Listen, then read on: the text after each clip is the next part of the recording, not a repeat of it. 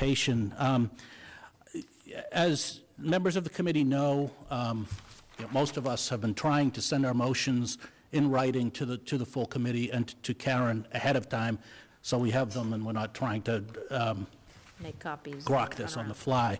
I did send a revision to an original motion that I had sent out last week, and I sent this revision last night. I believe that there's a misunderstanding in the cover note. I stated that some of this was in response to feedback I had received. I want to state categorically this was not in response to feedback from committee members, which would be in violation of the open meeting law. The genesis of this is following our debate and discussion at the last meeting. I agreed with Mr. Hayner's, with Bill's sentiments about reestablishing the Athletics Advisory Committee, but I felt that we needed a new charter. So I literally went back, copied, and created a new copy because I had the original text of the old charter, having written it.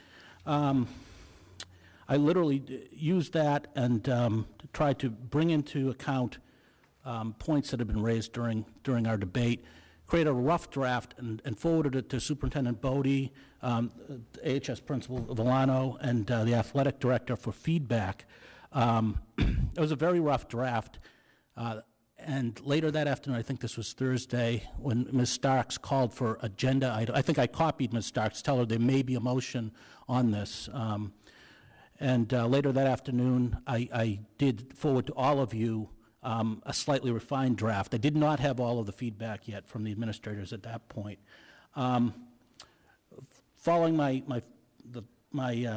finalized first draft, I did forward this to Ms. Villano and asked her if she would forward it on to the school council and to the student advisory committee, because we were asking for their involvement in this. I did receive, so in the course of this whole process, I received feedback from the principal, superintendent, the AD, 2 of the school council members, and from Mr. Harrington as well, who spoke earlier this evening.